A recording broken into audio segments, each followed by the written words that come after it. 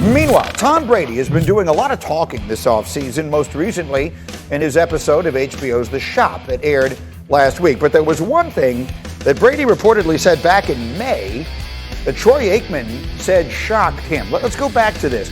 The Boston Globe reported that Brady called into a Players Association meeting and advocated for players to skip workouts and change the offseason program, saying we shouldn't have overly competitive drills in May and June. There's no bleeping pro baseball player that's throwing 95 in the middle of December. But Troy Aikman, a Hall of Fame quarterback, was on a podcast, the Ringer's podcast Flying Coach.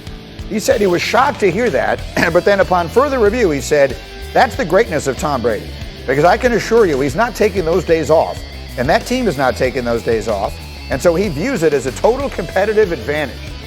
And I thought to myself, that is right. Tom Brady, if you look at all the things that he's doing, the way he basically made half the quarterbacks in the league question their own standing on their own team with one set of comments, and another where he made every defensive player in the league question what he's really saying. And now this, I believe, Kimberly, that we are now at a place where Tom Brady is just playing Jedi mind tricks on the entire National Football League. What do you think? Greeny, I'm with you. You know why? Because he learned it from Bill Belichick. Remember, I used to cover the Jets. I was a Jets beat writer. We used to be on conference calls every week. Whenever the Patriots would play the Jets, we would listen to Bill Belichick on the conference call, complimenting different Jets players, complimenting the head coach.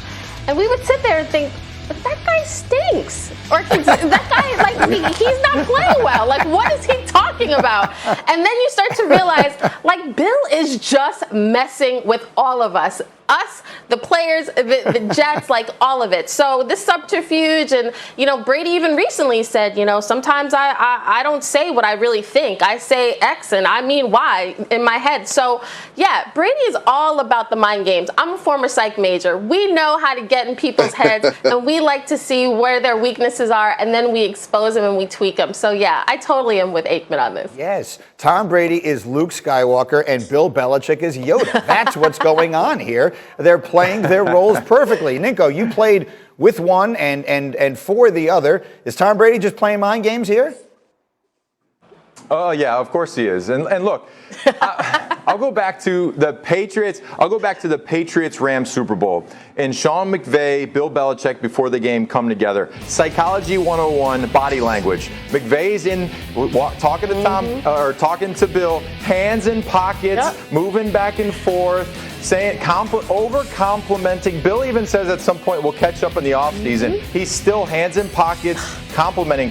In the back of my head, I'm like, man, McVay's nervous right now. He is nervous talking to Bill Belichick. Bill's standing there, hands out of his pockets, kind of small smirk, doesn't say much, and McVay just keeps going on and on and on, almost like a nervous boy trying to ask out a girl to the senior prom. Just hands in pockets, kind of rocking back and forth, kind of looking around. You're the best, you're the best, you're the best. All right, let's go play this game. So at the end of the day.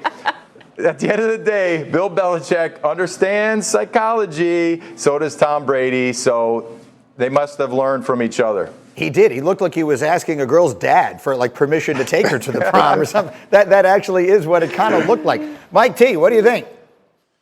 I think we're seeing one of the main reasons Tom Brady left New England a year ago. Look at the offseason, everything that has been enumerated. I think he just wanted to be more expressive. We're seeing an authentic Tom Brady, one that Nico obviously played with for a long time. This is manifesting itself on a national stage. It's very clear to me there was a number of reasons he wanted to leave New England, and we're seeing it play out. And the other thing that's very apparent is the axiom of a quarterback takes the personality of their head coach.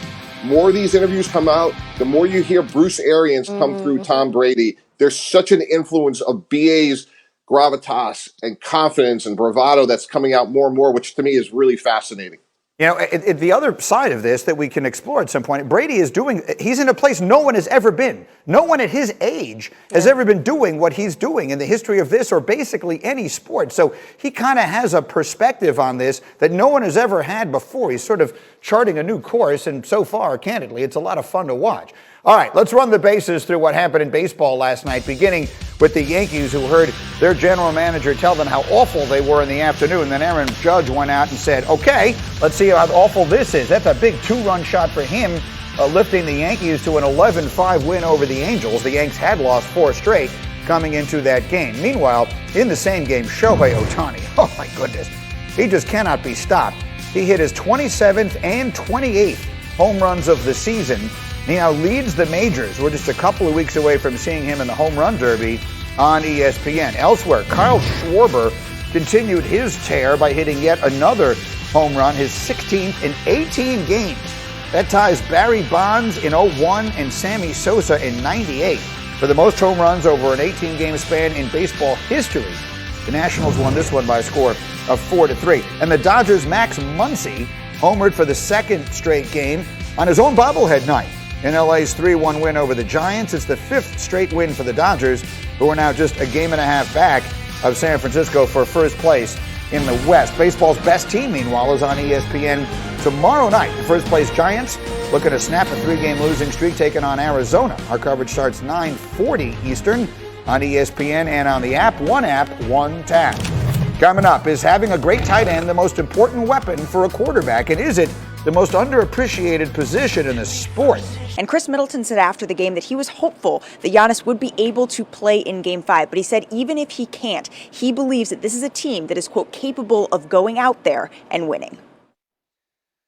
All right, and so again, Seth rejoins us here, and you said earlier this hour, and I agree with you, that they can't win without him. But you just heard Malika say that they're going to try, obviously, right? You're Mike Budenholzer. You're not saying, all right, well, Seth Greenberg says we can't win, so let's just call it a series. So now design it for me. You're coaching that team. You don't have Giannis tomorrow night. Let's live in that world. What are we doing? First and foremost, you got to compete. You got to compete offensively and defensively. You say, what do you mean you got to compete offensively? Yeah, offensively, you got to compete against your opponent. And what I mean by that is you got to move the ball, move people, and you've got to get the shots you want. Look, the Hawks put a defensive game plan together the other day where they pressured Middleton, got up and underneath him, and then they built a wall behind. And they basically, what they did was they took all driving lanes and all transition opportunities away. So what do you have to do? First, you got to work harder defensively. You got to try to get some stops, get out in transition, get easy buckets, get Middleton going. I think Bobby Portis has got to come up big in this basketball game. Without Giannis, they need someone who can get him some baskets along the baseline, in the paint. He can do that. Lopez has got to play better. He's just got to play better. He's a non-factor defensively in the ball screens, and he's settling just to be a jump shooter. They got to get him established in the low block and play through him some in the low block. So compete offensively. I think Portis has got to step up and make plays. And then defensively, they got to keep the ball out of the lane. Trey or no Trey, they couldn't keep Lou Williams out of the lane. To me, that comes with being more competitive and more physical defensively. Is there a path for them to get it? Yeah, get stops, get out of transition. Lopez and Portis have got to play better. All right, I think that's really a good look at it here. And quickly, for those who are just joining us, let's again just now the official word has come that Kawhi is out for tonight for the Clippers Game 6 against Phoenix, which is no surprise. But it is just the continuation of this narrative that there has just been one injury after another in this postseason. And we know that there have been so many people who've wondered if the compressed schedule in the second half of the season is a major factor in this. For those just joining us here, Seth, what is your perspective? I disagree with that. I think these are basketball injuries. Basketball is a physical sport. It's a contact sport. There are a lot of people in small areas. I mean, you look at some of these injuries. These are not injuries of fatigue. I mean, and you used Kawhi Leonard as an example. They've used load management with him for 2 years. These are just things that happen. Kyrie Irving's injury, basketball injury. What happened with Trey the other day, basketball injury. Chris Paul, even though he had COVID prior to that with his shoulder, basketball injury. These things are going to happen. You know, but the problem is your high use players. Yeah, they're going to have the ball in their hand. They're going to be in traffic more. They're going to be in situations where there's going to be contact, and it's happened. Plus, the NBA did a study, and they came out with it right after LeBron said what he said and said, you know what?